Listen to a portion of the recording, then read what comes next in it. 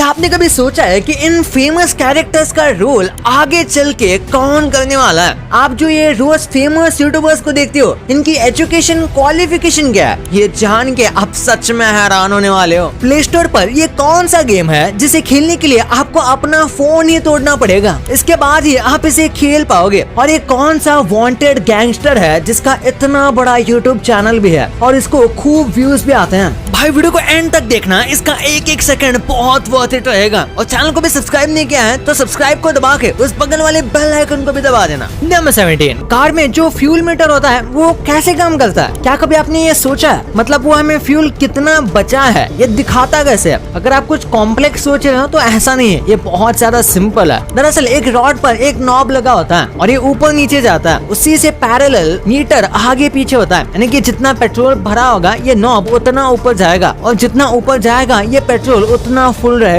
और कई बार यही नॉब अटक जाता है जिस वजह से मीटर खराब होता है। नंबर 16, इस गेम में आपको अपना ही फोन को ऊपर फेंकने के पॉइंट्स मिलते हैं, जितना ऊपर फोन उतने पॉइंट्स। ये एक बहुत ही अजीब मोबाइल गेम है जिसका नाम है सेंड मी टू हेवन। इसमें आपको फोन को जितना ज्यादा ऊपर हो सके उतना फेंकते रहना है और इसके लिए आप न्यू रिकॉर्ड सेट करते जा सकते हो। और उसका जो क्रिएटर था उसने ये एप्लीकेशन बस एक पर्पस से बनाई थी कि उसे जितने ज्यादा हो सके उतने आईफोन को डिस्ट्रॉय करना था। और भाई एप्पल कंपनी इस क्रिएटर से ज्यादा स्मार्ट है, उसने ये एप्लीकेशन आईफोन में दिया ही नहीं, उसे उसमें बैन कर दिया। नंबर 15, हर साल पूरी दुनिया में 4 ट्रिलियन क्यूबिक मीटर। अगर आपको आइडिया नहीं आ रहा तो ये देखो, ये है न्यूयॉर्क की फेमस सिटी और ये है स्टैचू ऑफ यूनिटी जो कि हमें बहुत बड़ी लगती है, लेकिन इसके सामने ये पानी की बोतल और भी ज्यादा मैसिव है। पूरे साल जितना पानी कंज्यूम होता है इंसानों द्वारा उसे एक बोतल में भरा जाए तो वो कितना बड़ा हो सकता है आप उसको यहाँ देख सकते हो। मतलब हम पूरे साल में इतना ज्यादा पानी कंज्यूम करते हैं। नंबर 14, मूवीज में हम सबने देखा है कि कैसे हीरोज और स्पाइस एयर वेंट्स के थ्रू कहीं पर भी पहुंच जाते हैं, पर एक्चुअली में ये काफी ज्यादा अनरियलिस्टिक है। हमें लगता है कि जैसे कि फिल्म में दिखा रहे हैं वैसे ये वेंटिलेशन रियल लाइफ में होते होंगे, पर ऐसा नहीं है। रियल लाइफ के वेंटिलेशन कुछ ऐसे दिखते हैं, ये छोटे भी होते हैं और बहुत ज्यादा गंदे भी। बहुत ही कम वेंटिलेशन है जो इतने बड़े हो कि इंसान उसमें जा सके, और हाँ इसमें बहुत डस्ट भी होता है। नंबर 13, बैंगलोर में 22 साल का रहने वाला माइक्रोसॉफ्ट इंजीनियर हर वीकेंड पर रिक्शा चलाता है और ये ऐसा पैसों के लिए नहीं करता, उसकी अच्छी खासी सैलरी है उसके बाद भी वो रिक्शा चलाता है लोनलीनेस यानी कि अकेलेपन से लड़ने के लिए। इसका कहना है कि बेंगलुरु में उसे काफी अकेला सा फील होता है और इसलिए वो वीकेंड्स पे रिक्शा चलाता है। इसी बहाने वो लोगों से सोशलाइज भी कर पाता है और नए नए लोगों से मिल पाता है और उसका बोरिंग वीकेंड थोड़ा बेटर होता है। नंबर 12, ये आपके सच में होश उड़ाने वाला है। इन फोटोज को देखो, इसे देखकर लगता है कि भाई ये क्या स्पेस की फोटोज है ना, पर एक्चुअली में ये ह्यूमन ऐश है, यानी ह्यूमन बॉडी को जलाने के बाद जो राख बचती है ना, उसे जब बहुत पावरफुल माइक्रोस्कोप में देखा जाए तो ये कुछ ऐसी दिखती है लाइट स्पेक्ट्रम की वजह से, और ये देखने में काफी खूबसूरत लगती है, बिल्कुल गैलेक्सी की तरह। इससे बस यही याद आता है कि we come from the stars and go back to it, that is cosmic dust. Number 11, अगर मैं आपको कहूँ कि स्टीवन हॉकिंग अभी भी जिंदा है, मतलब इन द सेंस जिंदा, जो स्टीवन हॉकिंग है उनका डीएनए सैंपल एक हार्ड डिस्क के अंदर स्टोर करके रखा हुआ है जिसे इमॉर्टेलिटी ड्राइव भी कहा जाता है, और वो ISS यानी कि इंटरनेशनल स्पेस स्टेशन में है। दुनिया में बहुत ज्यादा कम लोग हैं जिन्होंने अपने डीएनए को कुछ इस तरीके से इमॉर्टलाइज किया हुआ है, और वो ऑब्वियसली काफी अमीर लोगों में से एक है, और इसे इंटरनेशनल स्पेस स्टेशन में इसलिए स्टोर किया गया ताकि अगर अर्थ पर कुछ भी हो जाए तो चांसेस है इंटरनेशनल स्पेस स्टेशन थोड़ा सेफ रहेगा, और इसे शायद फ्यूचर में कोई टेक्नोलॉजी आए तो उसे यूज किया जा सकता है। नंबर 10, पब्लो एस्कोबार का एक यूट्यूब चैनल है, मतलब पब्लो एस्कोबार का नहीं, उनके हिटमैन का। उसका जो हिटमैन था उसने पकड़े जाने पर कन्फेस किया था कि उसने 250 से भी ज्यादा लोगों को गोली मारी थी पाब्लो के कहने पर, और उसके लिए इसे जेल भी हुई, और बहुत ही अच्छे बिहेवियर होने के नाते उसे 20 साल बाद जेल से छोड़ भी दिया गया। और सबसे सरप्राइजिंग बात है कि 2014 में फिर जब वो बाहर आया तो तभी वो काफी ज्यादा पॉपुलर था, और फिर उसने यूट्यूब चैनल शुरू किया और फिर यूट्यूबर बन गया जो कि अच्छा खासा सक्सेसफुल भी रहा था। इमेजिन करो, एक हिटमैन कंटेंट क्रिएटर बन गया। सच में थोड़ा वियर्ड नहीं लगता है? नंबर 9, ये काफी फनी इंसिडेंट है। 1994 में लॉस एंजलिस में एक बहुत ही बड़ा पावर कट हुआ था जिस वजह से आसपास की सारी लाइटें गायब हो गई थी, और इसके बाद आसमान देखकर कुछ लोग डर गए थे और उन्होंने 911 पर कॉल भी कर दिया कि उन्हें आसमान में एक सिल्वर कलर का क्लाउड दिख रहा था जो कि शाइन कर रहा था, पर वो कुछ और नहीं बल्कि मिल्की वे था जो कि क्लियर स्काई होने पर दिखता है। पर ये लोग पहली बार इस चीज को देख रहे थे, यानी कि सिटी लाइट से ये लोग इतना बिजी थे कि उन्होंने कभी मिल्की वे गैलेक्सी नहीं देखा और उन्हें लगा कि ये आसमान में कुछ हो रहा है, इसलिए 911 को कॉल भी लगा लिया। नंबर 8, कभी कभी हमारी उंगली में रिंग अटक जाती है और उसके बाद हम सोचते हैं कि आखिर इसे निकालें कैसे। तो इसका सिंपल सा सोल्यूशन आपको इस वीडियो में दिख रहा होगा। आपको एक स्ट्रॉन्ग धागा लेना है और उसे अपने रिंग के थ्रू पास करवाना है और उसके बाद कुछ इस तरीके से उसे रोटेट करना है अपनी उंगली पे। फिर उसी एंड से आप धीरे धीरे धागा खींचते जाओगे तो रिंग ऑटोमेटिक बाहर आ जाएगी। ऐसा आसानी से हो जाएगा क्योंकि इससे आपकी स्किन प्रेस होगी और उसी टाइम रिंग बाहर निकलेगी तो आसानी से ये बाहर आ जाएगी। नंबर 7, चाइना में एक AI हॉस्पिटल खुला है जहाँ पर रोबोट डॉक्टर है और ये एक दिन के अंदर 3000 से ज्यादा लोगों को ट्रीट कर सकते हैं, यानी कि ये बस कुछ दिनों के अंदर 10,000 लोगों को भी ट्रीट कर सकते हैं, जिसके लिए यूजुअली इंसानों को 2 साल से ज्यादा का समय लग जाएगा। यहाँ तक कि छोटी मोटी सर्जरी भी कर सकते हैं ये, और दवाई तो आराम से प्रिस्क्राइब कर सकते हैं। लेकिन उसी के साथ ह्यूमन लाइफ बहुत ज्यादा फ्रेजाइल चीज है, जिस वजह से इस चीज को ग्लोबल स्केल पर तो काम करने में और भी बहुत साल लग जाएंगे। पर हाँ, एक टाइम आएगा जब डॉक्टर्स को भी AI रिप्लेस कर देगा। नंबर 6, पानी के ऊपर बारिश गिरते हुए तो हम सब ने देखा, लेकिन बारिश गिरते समय क्या कभी आपने उसके अंदर से नजारा देखा?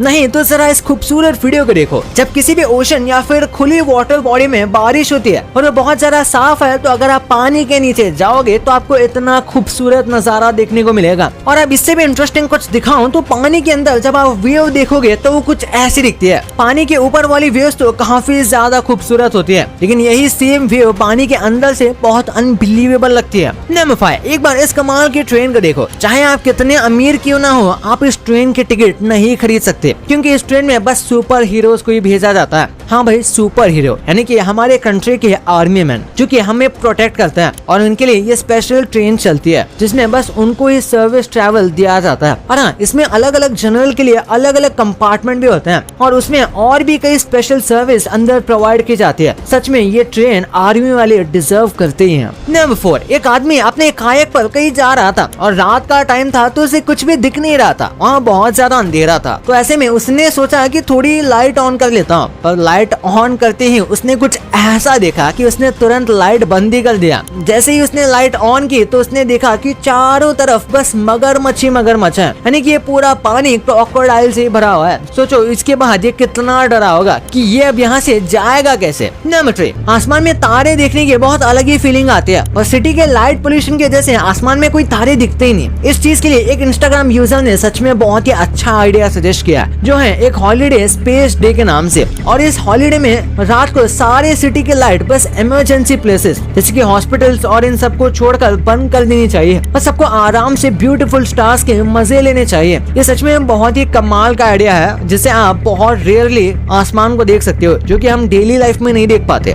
नंबर 2, इन फेमस यूट्यूबर्स की एजुकेशन क्वालिफिकेशन क्या है? सबसे पहले बात करें सौरभ जोशी की, तो उन्होंने फाइन आर्ट्स में ग्रेजुएशन किया है। लेकिन एक इंटरेस्टिंग बात यह है कि 12th का एग्जाम देने के बाद उन्होंने 3 साल का गैप लिया था, बस ये सोचने के लिए कि उन्हें क्या करना है। वैसे तो उन्हें आर्ट में काफी ज्यादा इंटरेस्ट था, पर उन्हें समझ नहीं आ रहा था कि उन्हें किस चीज में ग्रेजुएशन करना चाहिए। इसके बाद राउंड 2 हेल की बात करें तो उसमें जो 3 मेन लोग हैं, जो है वसीम, नजीम और जैन, रिपोर्ट की माने तो इन तीनों ने 12th पास किया और बस उसके बाद इन्होंने हायर एजुकेशन नहीं किया, और इनमें से एक ने तो ड्रॉप आउट भी किया था। फिर बात करते हैं बीबी की वाइन्स की, तो इन्होंने हिस्ट्री में मेजर करके बैचलर की डिग्री की है। और हर्ष बनीवाल की बात करें तो इन्होंने कंप्यूटर साइंस की डिग्री कंप्लीट की है। हाँ, उन्होंने भी बस बैचलर तक ही किया है। और लास्टली एलविश यादव ने बैचलर्स इन कॉमर्स किया है। नंबर 1, कई बार एक्टर्स इतनी अच्छी एक्टिंग कर लेते हैं कि वो अपने नाम की जगह पर उस कैरेक्टर के लिए जाने जाते हैं, पर कभी न कभी उनको उस रोल को छोड़ना ही पड़ता है। पर यही जब होता है तो आगे जाके उनकी जगह कौन ले सकता है? जैसे सबसे पहले आयरन मैन की मार्वल में एंट्री से लेकर एग्जिट तक सब कुछ फ्लॉलेस था,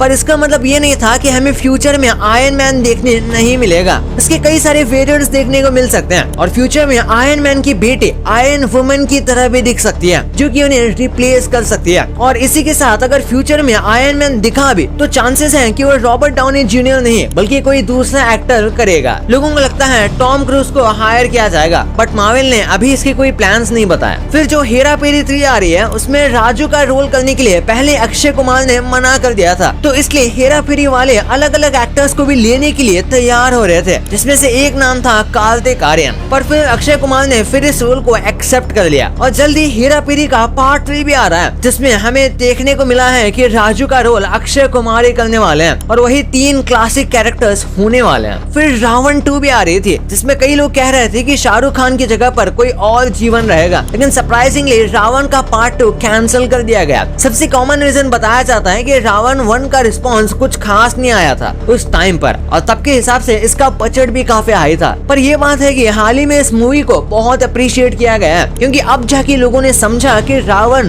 कितनी अलग मूवी थी बॉलीवुड के टिपिकल मूवीज के हिसाब से। लेकिन अब तो ये आगे चल के पता चलेगा कि रावण 2 आती है या नहीं। फिर बात करते हैं फैंटास्टिक बीस्ट और पायरेट ऑफ द कैरिबियन की। इन दोनों की एक साथ बात मैं इसलिए कर रहा हूँ क्योंकि आइकॉनिक जॉनी डेप जिन्होंने इस रोल में जान लाई थी, उन्हें ही इस सीरीज से निकाल दिया गया था अपनी वाइफ के लॉसूट की वजह से, जो कि आप जानते ही होंगे। और फैंटास्टिक बीस्ट में उनको एक दूसरे एक्टर से रिप्लेस कर दिया गया था, जिसकी वजह से फैंस काफी नाराज भी थे। और सेम चीज पायरेट्स ऑफ द कैरिबियन में होने वाली थी, बट शायद अब इसका नेक्स्ट पार्ट कैंसिल हो गया है क्योंकि ये काफी ज्यादा कंट्रोवर्सीज में फंस गई और डिज्नी वाले शायद आगे चल के इसे कंटिन्यू करेंगे, क्योंकि इस लॉ सूट के बाद जॉनी डेप ने बोला था कि अब वो कभी भी डिज्नी के साथ काम नहीं करेंगे। अब आते हैं सलमान खान पर। एक वक्त पर ये रूमर बहुत फेमस हुआ था कि सलमान खान MCU के डॉक्टर डूम तो नहीं बल्कि guardians of the Galaxy franchise में देखने को मिल सकते हैं। कुछ लोगों ने ये भी इमेजिन किया था कि वो रिचर्ड राइडल या